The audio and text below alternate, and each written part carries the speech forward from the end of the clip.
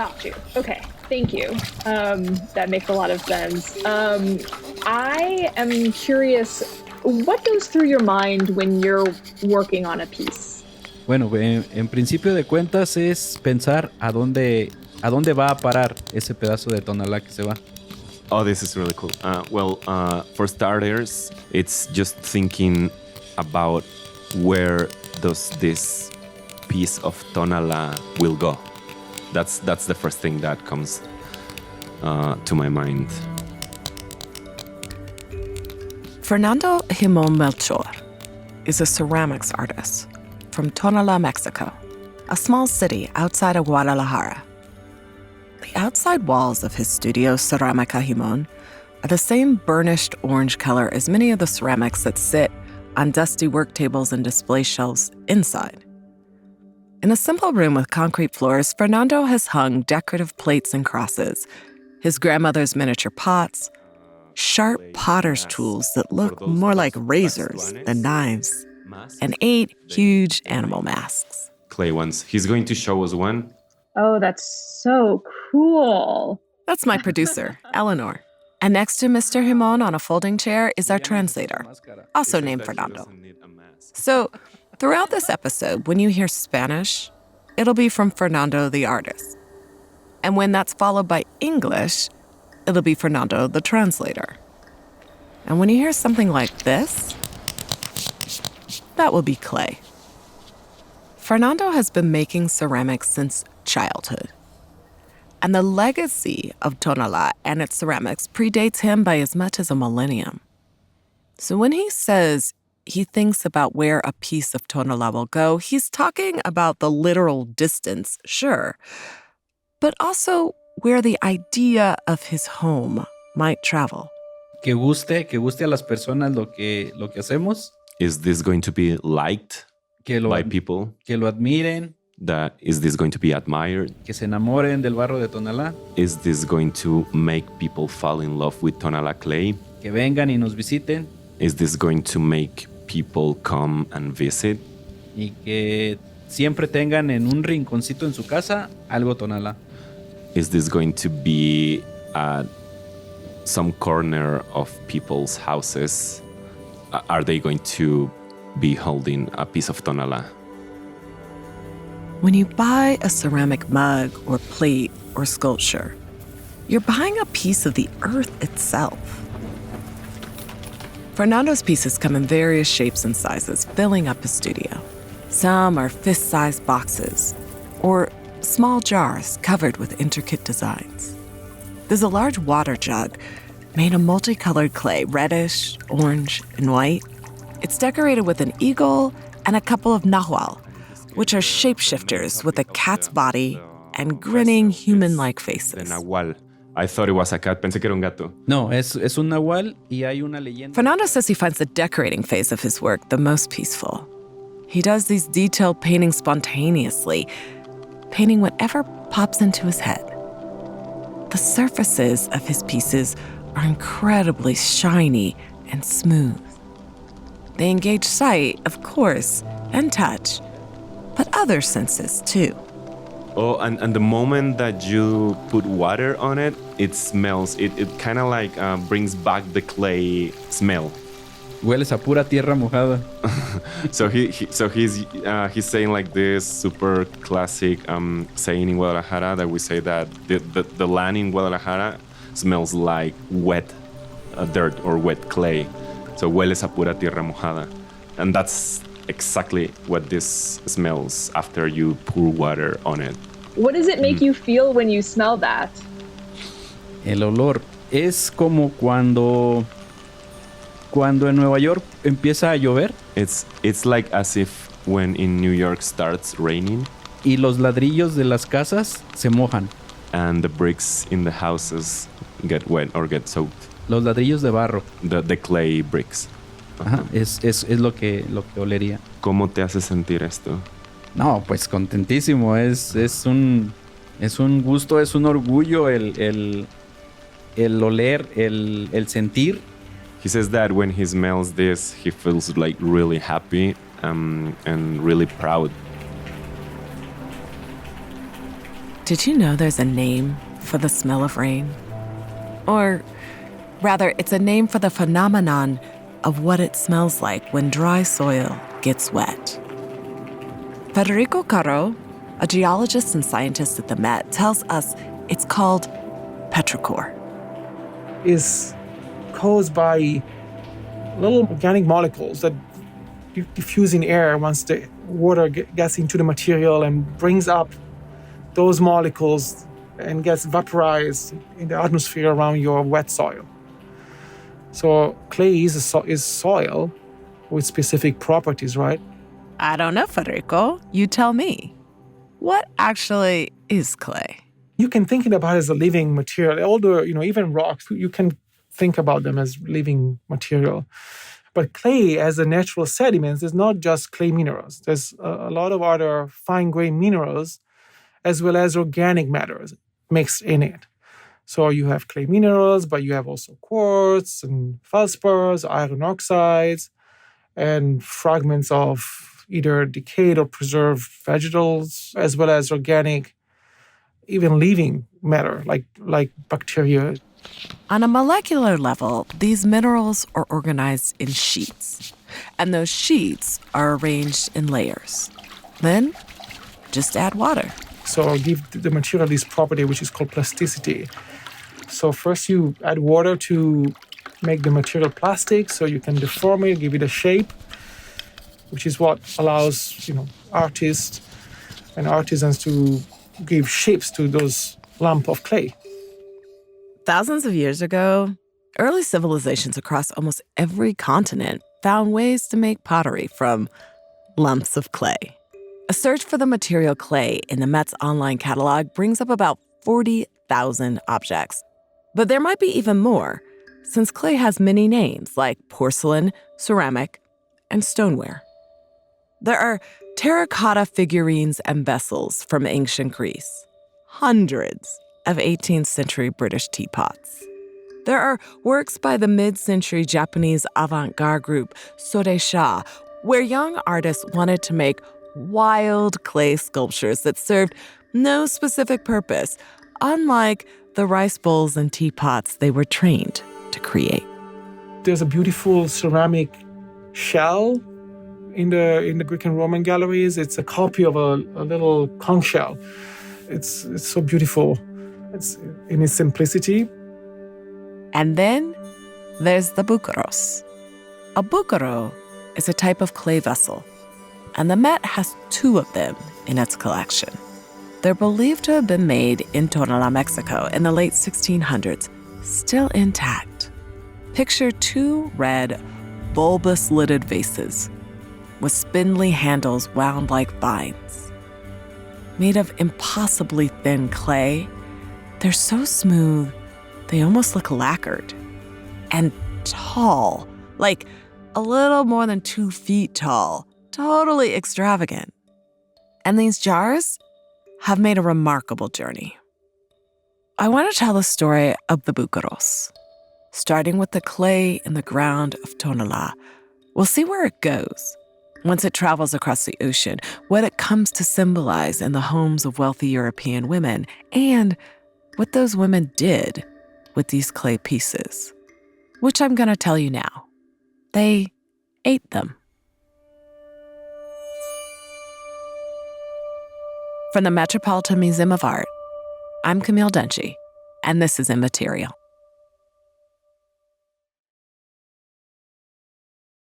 I don't know about you, but this podcast makes me want to touch all the art. It's one of the reasons we wanted to make this show feel as sensory as possible. You can't touch the art, and neither can we, most of the time. We describe what it looks like so you can create an image of it in your mind. We talk about its texture and its smell, and sometimes its sound. El barro bruñido se hizo para sentirlo, para tocarlo. Fernando says that Tonala pottery is meant to be touched. You're supposed to breathe in that smell of wet clay, the petrichor, the smell of a land he calls home. And you're supposed to feel that silky smooth texture and let it calm you. Sorry, I need to make a side note. touching this is really how can I call it? Like super smooth. It's like touching maybe marble. ¿Cómo dirías que es tocar esto? Smoothing these pieces is an art practice called bruñido, or burnishing, which is the act of polishing the clay with a stone until it shines, no glaze or lacquer necessary. Fernando comes from over 6 generations of potters who've made ceramics in this tradition. His great-grandfather, Zacarias Jimón Melchor, born in 1888, inherited these techniques from his ancestors. And Fernando says they can trace their family lineage to the 1700s. En Tonalà, todo gira en la tradición. Everything in Tonala revolves around tradition. Tonala was a city of craftspeople under the rule of Queen Siwapili until one fateful day, March 25th, 1530. That day marked what Fernando calls the spiritual conquest of Mexico by Nuño de Guzman and other Spanish conquistadors. As Fernando tells it, the queen knew she didn't have a chance against Guzman's army, so instead, she opted to welcome the Spanish with open arms. There was a faction of people in Tonalà who disagreed with the queen's approach and mounted a resistance, attacking Guzman's troops from atop a hill, but Guzman's men outnumbered them.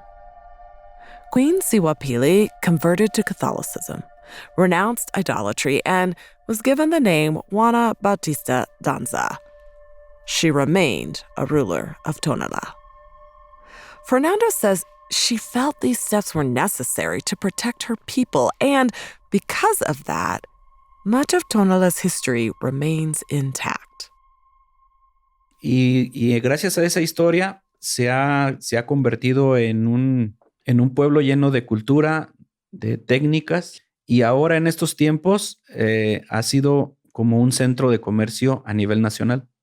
Fernando says that the surviving people of Tonala went on to turn the town into a commercial center where traditions like those practiced by Fernando's family, the Jimón family, still continue to this day. It's interesting to think about búcaros in the context of this story of the Spanish colonizing Mexico, because ceramics are literally made of the earth. The entire process of creating ceramics is quite elemental. You dig earth out of some place in the ground. You mix it with water, shape it, throw it in the fire, and you have just created something new.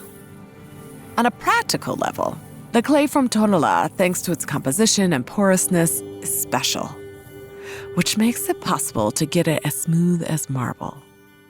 And holding these pieces is a big part of their appeal because, on a spiritual level, touching this clay is an emotional experience. Quisiera que estuviera aquí para que pudiera tocar. Bien, tocar el barro se siente fresco, se siente noble, es un material muy noble, es un material que nos permite, es hasta una terapia antiestrés. Okay, so touching clay, it feels like a really fresh sensation. It's a really noble material, and it's almost therapeutic to be touching that. Fernando says that clay allows us to express our feelings because if we're sad, we make a piece that is sad, but Si estamos contentos, es cuando mejor salen las piezas. If we are happy is when the pieces come out the best. Y hablo de nobleza en el barro porque se deja moldear, se deja trabajar y aparte nos da de comer. So I speak of nobility about clay or generosity of clay because it's a material that let us work on it. It allows to be molded. Se deja moldear y aparte nos da de comer. And above all, it brings food to the table. So, back to the history. After 1530, there was an influx of people to the New World, though, of course, it was only new to them. Some were European craftsmen who brought technology, including the kiln and the pottery wheel. The craftspeople of Tonala began to combine existing ceramic techniques with these new technologies and produced búcaros meant specifically to be exported to Spain and Italy. Margaret Connors McQuaid, who's the deputy director and head of collections at the Hispanic Society Museum and Library, tells us about the long journey of Tonala clay.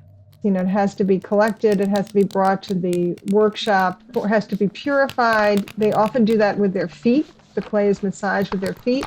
Then it has to be formed, it has to be fired, then it has to be put in a crate, transported by land through the mountains, laid on a ship, and even from the ship, it has to be then distributed within Europe. Because Tonalà is near the west coast of Mexico, and this was before the Panama Canal made sailing from Western North America to Europe more direct, they had to carry the clay pieces 500 miles east across Mexico to Veracruz. There, they'd load the crated búcaros into ships that set sail for Spain. It's quite a journey for these vessels. And they broke. That's the other thing. I mean, it's ceramic. And so it's one of the, great tragedies with pottery is that it's not uncommon, even with everyone's best efforts, that they may arrive after this long journey, they may arrive broken. But the búcaros that survived the journey were used as 17th century versions of the contemporary humidifiers that infuse rooms with the pleasant aromas of essential oils. You'd fill the tall clay vessels with water. Over the course of the day, evaporating water would cool the room and suffuse it with the calming, wholesome smell of clay. These jars were literally made of the earth of the New World. And one could actually smell the New World. Rhonda Castle, a curator in the Met's American wing, studies búcaros, both in terms of how they are made and the huge phenomenon they became for Europeans. Hearing her talk makes me imagine people lying on mats during a scorching Spanish afternoon siesta, waiting for the air to be permeated with the damp odor of these búcaros. They would also sip the cool, fragrant water that had come from these jars.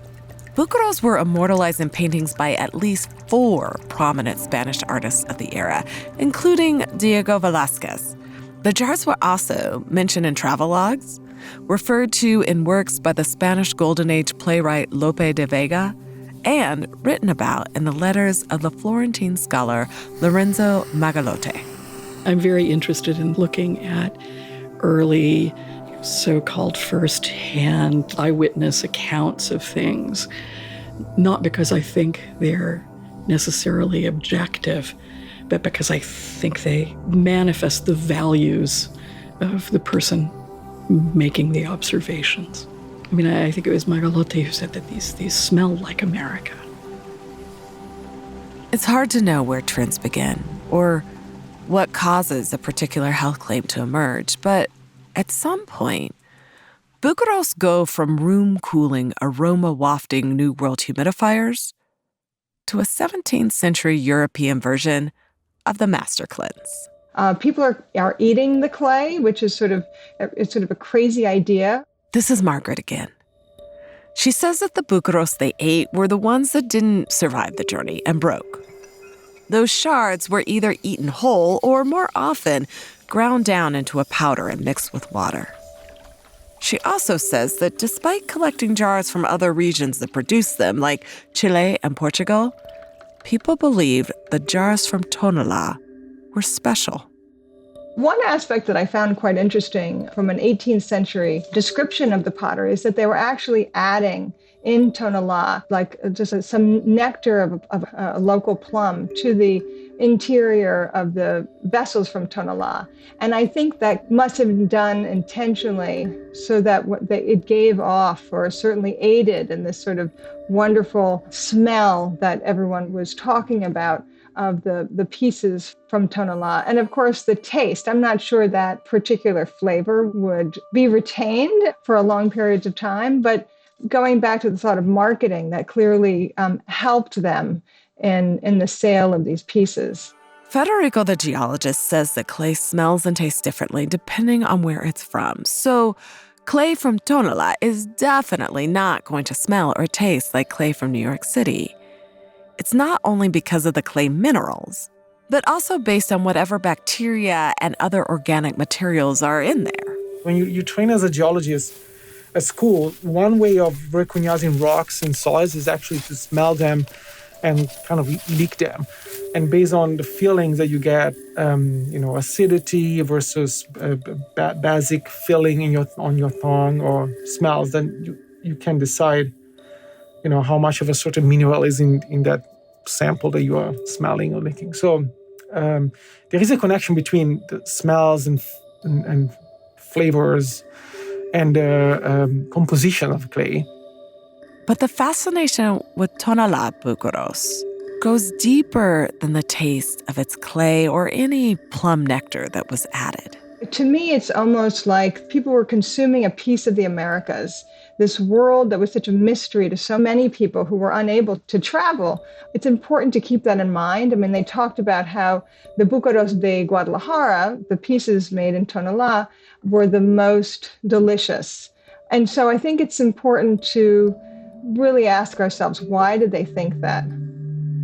Why did they think that? Why did they desire to literally consume the land they colonized? It's impossible to know if anyone actually thought of it this way, but I wonder if in some ways, eating the búcaros provided a way to get closer to what felt unknown. Whatever the more philosophical reason, according to writings from the time, people then wanted the same things that some people today want. They felt that it was good for their skin. They would not only consume little pieces of it, but they would also rub it on their skin. They felt that it was good for their complexion.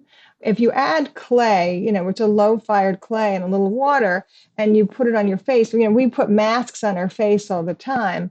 It's not that much different. I think just like any fashion, it was a fad. Some writings from the time suggest that fashion demanded a particular shade of skin. Here's Rhonda again. Well, pale skin, for one thing.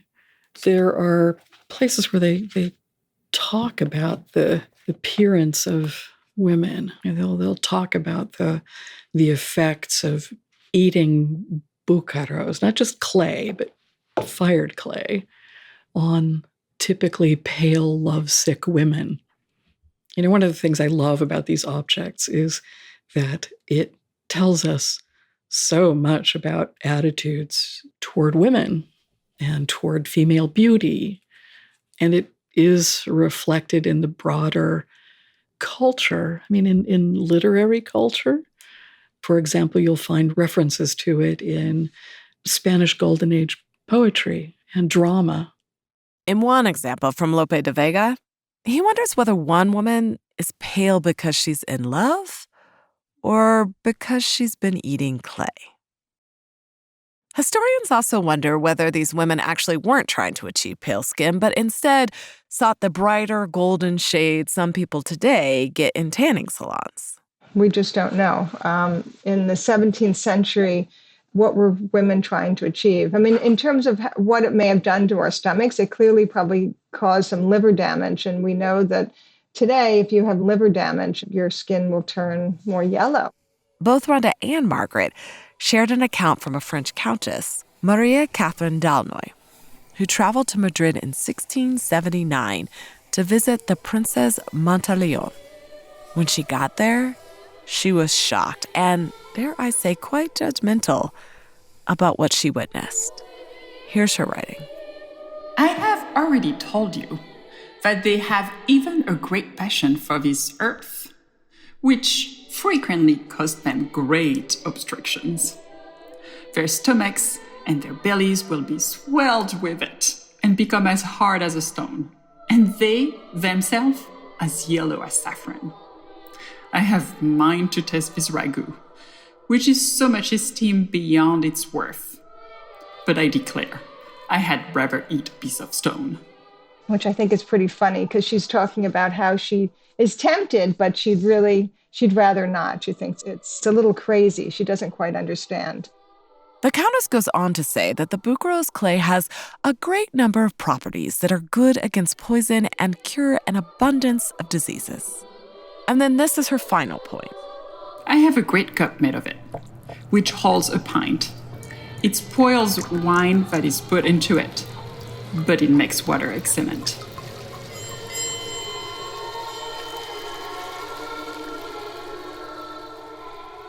Purified water was valuable in 17th century Europe, so if your water was excellent and free of disease, then your skin might be excellent too, but perhaps at a cost. I suspect it all goes back to the actual physiological effects of eating the clay, that it did make people pale. It did make them anemic. It did disrupt menstrual cycles. It had a physiological effect on people. The relationship between clay and medicine is a long one. Early medical records themselves were written on clay by pressing signs into its wet surface. The Met has some of the earliest forms of writing on clay, and one of those is a medical text, an Assyrian cuneiform tablet that could date as far back as the 9th century BCE. But using clay as a medical treatment has a complicated history. More on that after the break.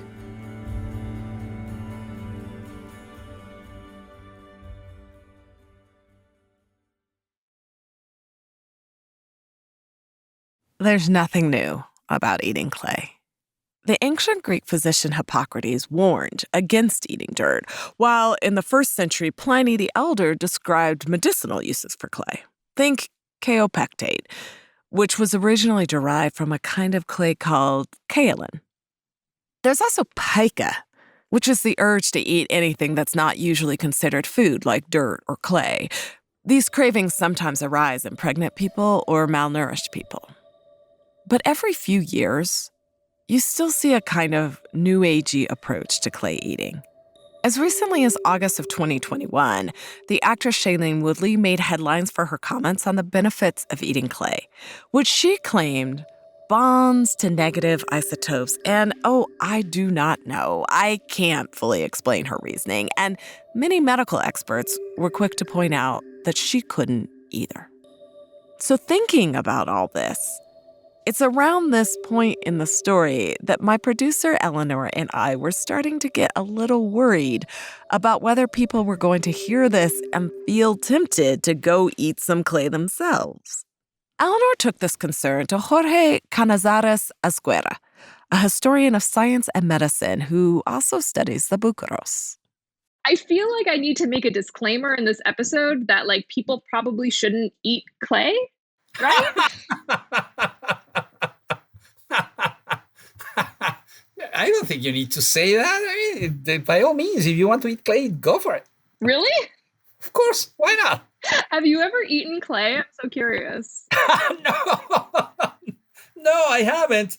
But I never felt the impulse to. Although when I visited the Met and I was introduced to all the collection of bucaros they had there, I felt like I should have some of these bucaros and eat them. But I would be expelled from the Met and never invited again. I'd still say maybe don't take your medical advice from an art podcast. But anyway, it makes sense that Jorge's interest in búcaros made him want to use all his senses, even taste, to most completely experience the vessels. Jorge's studies in the history of science led him to the scientific painting technique of the Baroque artist Diego Velasquez. Velasquez is known for his expert understanding of light, geometry, and perspective. He specialized in portraits of kings and queens and everyone else in their courts, like one of King Philip IV of Spain and one of his daughter. Both are hanging at the Met. But Jorge says there's one particular Velasquez work at the Prado Museum in Spain that's really worth investigating. There is no meninas without science in Velasquez. The meninas he's talking about is Las Meninas, which Velasquez painted in 1656. And it's a work that scholars and art fans have been analyzing ever since, partly because of what Jorge describes as its astonishing optics and perspective, Both Salvador Dali and Pablo Picasso painted homages to it in the 1950s. Las Meninas depicts a scene from the Spanish court. The central figure is a young girl, the infanta Margarita Teresa, the daughter of King Philip IV. 5 years old, blonde, pale, and wearing a white gown that almost swallows her, the princess is surrounded by her entourage.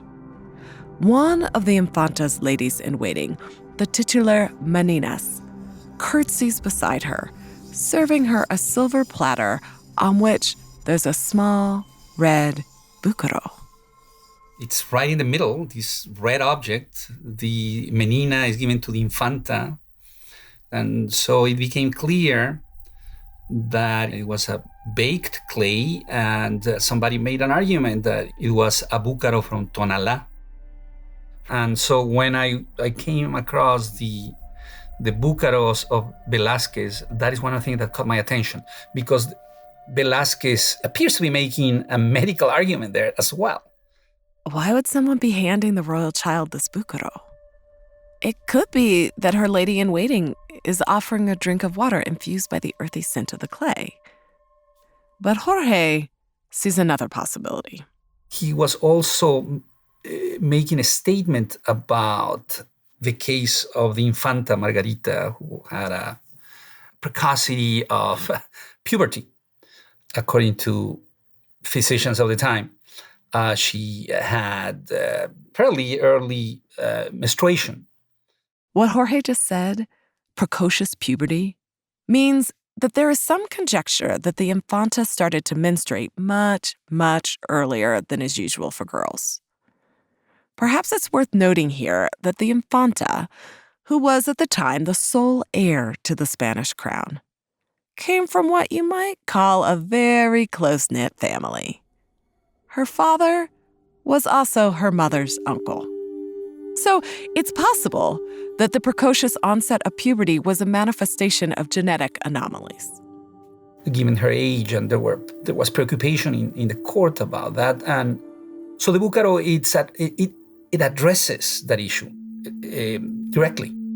In addition to changing the color of skin and protecting against poison, people believe that eating the Tonala búcaros worked in the same way birth control does today, by regulating pain and other symptoms that accompany menstruation for some people and acting as a form of contraception for others.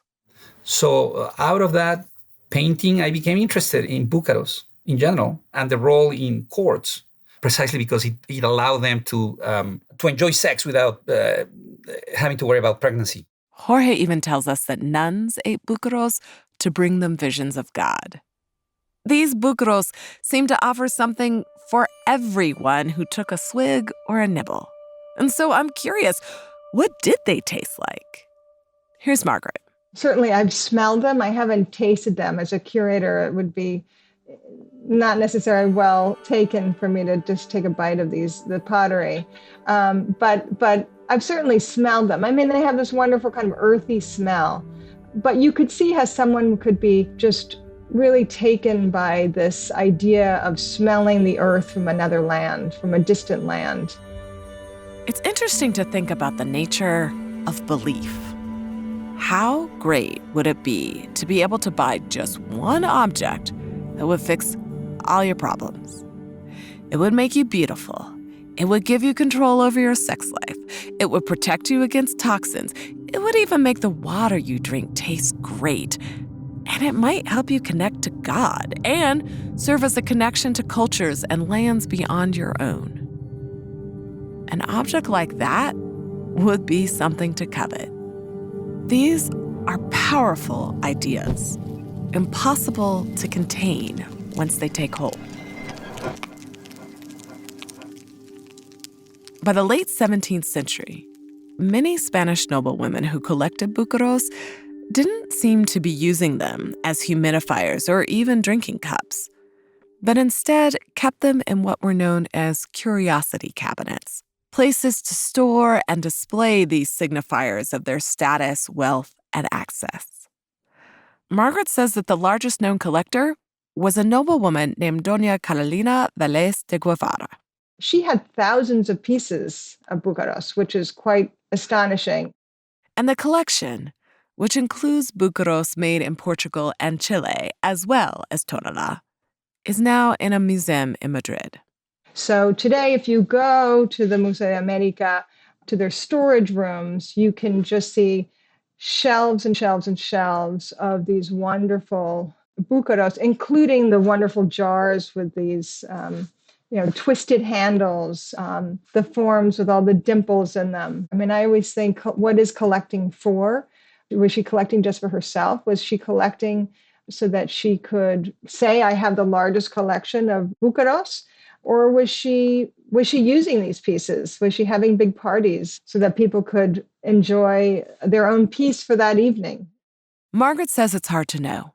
And Rhonda doubts that the 2 búcaros in the Met's collection were ever used to store water, or nibbled upon for that matter, because their decoration is so well preserved. Well, I walk through these galleries a couple of times a day and pause in front of different objects depending on what catches my eye when I walk through. When I see them, I just think how beautiful they are. Their color is rich and deep, almost as if blood had been baked into the dirt. It's not orange, not red, something in between and more. One of the things that interests me most is to observe the reactions of visitors when they see them. I try not to eavesdrop on their conversations, but I really am interested in how they respond to them and how long they look at them and the kinds of questions they ask about them. These 2 jars are almost identical and especially ornate, with dimples pressed gingerly into their curves. Among the dimples, they're decorated with a series of small faces, like a gallery of tiny masks, watching you, watching them. Rhonda says that scientific testing confirms that those faces, now blackened, were once covered in silver leaf. They offer the possibility of a texture that is deeply alluring. They must be nice to hold. Sometimes people will recognize what they are. Very often if we have visitors from Mexico, they immediately recognize the pottery from Puebla because the same kinds of things are still being made. So that's always very interesting to me, this recognition of something that belongs to one's own culture. Fernando Jimón thinks it's entirely plausible that his ancestors made some of those jars. Jars that went on a journey across an ocean into the curiosity cabinets of the wealthy, and sometimes into current-day museums. Las ven como un legado. People see it as legacy. Los ven como un legado y las familias originarias de Tonalá y que tradicionalmente nos dedicamos al barro. People that is originally from Tonalá and people that work, families that work with clay. Lo vemos precisamente como si mi familia haya hecho una de ellas. We see that as if we, as a family, made one of those pieces. Tristemente no tienen firma, no sabemos quién las hizo, ¿verdad? Sadly, those búcaro jars don't have a signature, so we don't know who made them. Yeah. I find myself wishing I knew the names of the people who made them when they're, in a museum, Claro, yo también, ¿verdad? He's like, yeah, me too.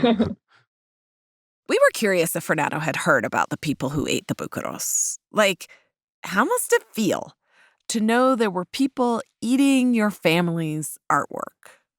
And perhaps even more, that people believed that the clay, the land he'd lived on, is somehow the secret to their health and beauty. It turns out, Fernando doesn't find the idea of women eating Tonalà clay that surprising.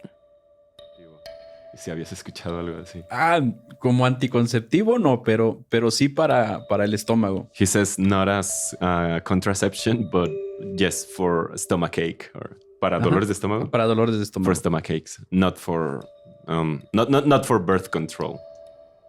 Fernando says eating clay is a tradition among people that are about to give birth, And that 2 or 3 people have even come to his workshop asking for clay to eat. Porque sienten la necesidad de comer barro. Because they feel the need to eat clay. What do you make of that? No lo sé. Ahora sí que It's like, I don't know.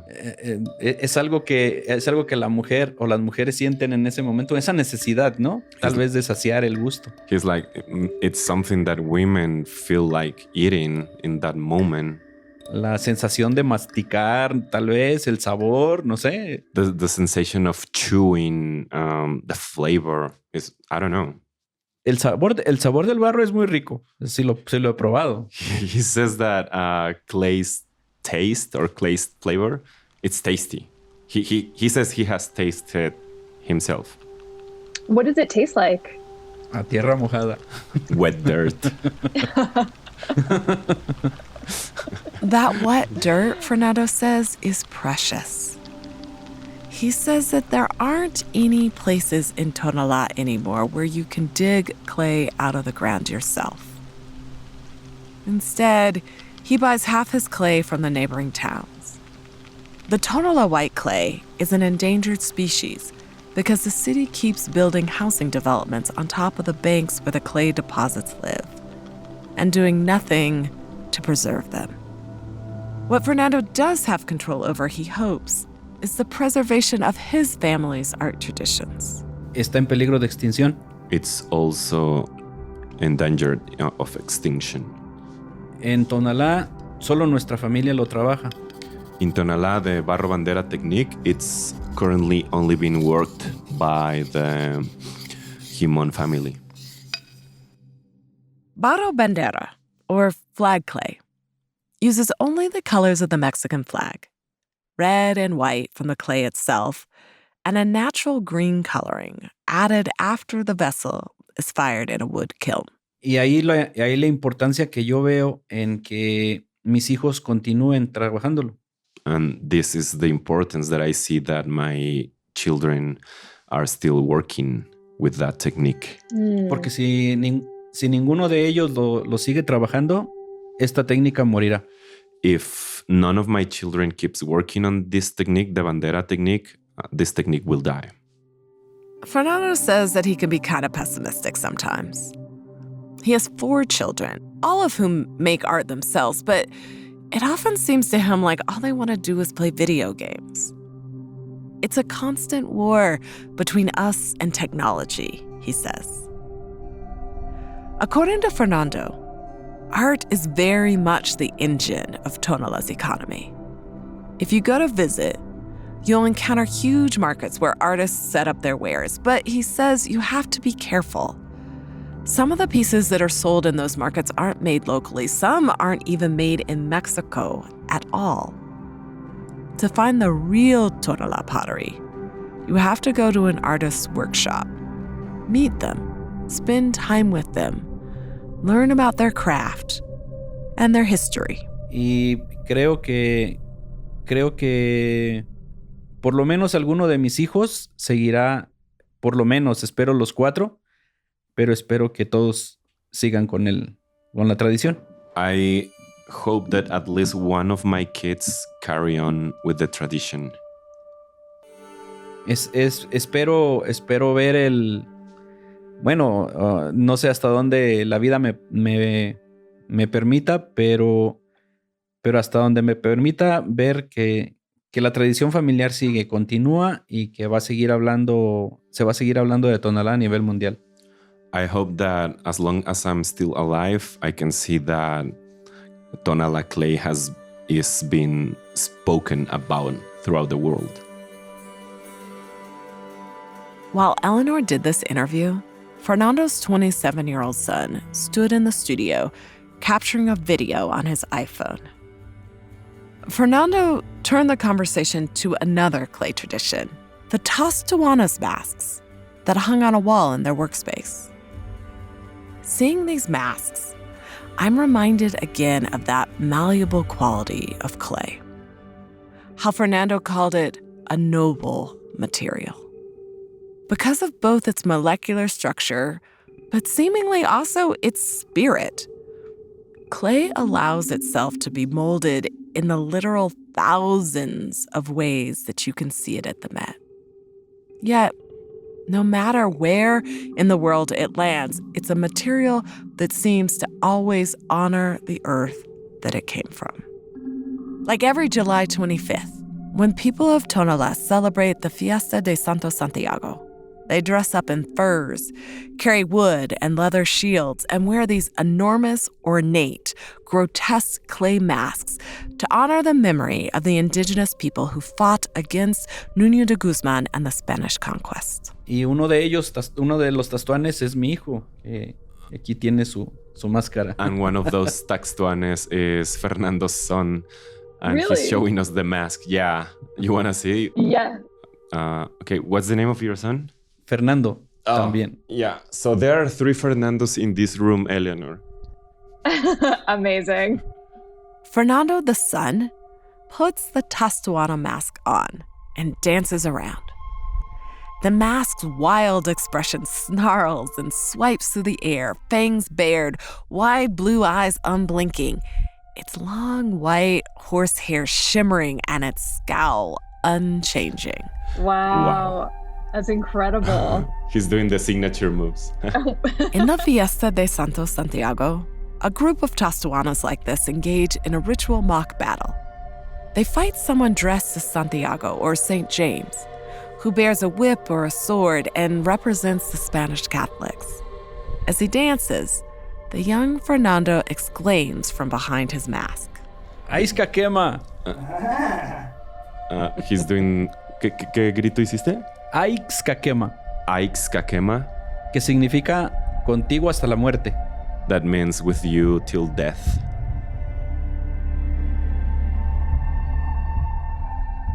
The Tastuana mask Fernando wears features a lizard on one side of the face, spiders, scorpions, a serpent slithering down its nose.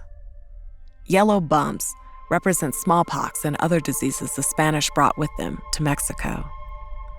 The mask, like so much of what we encountered in the studio of Ceremonial Jimón, is a holdover from an indigenous tradition inflected by the complicated questions of what and who managed to survive centuries of encounter and change.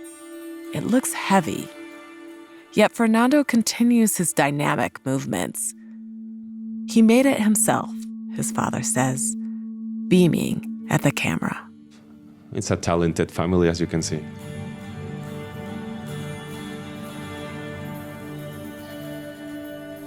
I'm Camille Dungy, and this is Immaterial.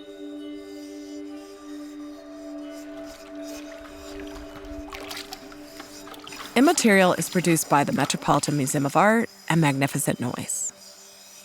This episode was produced by Eleanor Kagan and Ariana Martinez.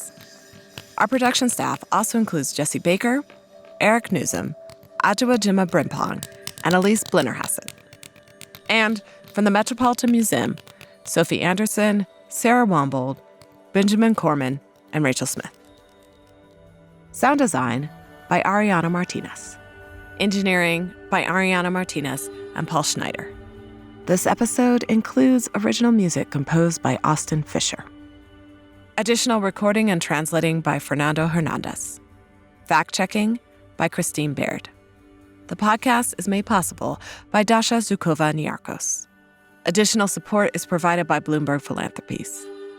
This episode would not have been possible without curator Rhonda Castle in the Met's American Wing, research scientist Federico Carro in the Department of Scientific Research, and Monica Benchik, the Diane and Arthur Abbey Associate Curator for Japanese Decorative Arts and Asian Art at the Met.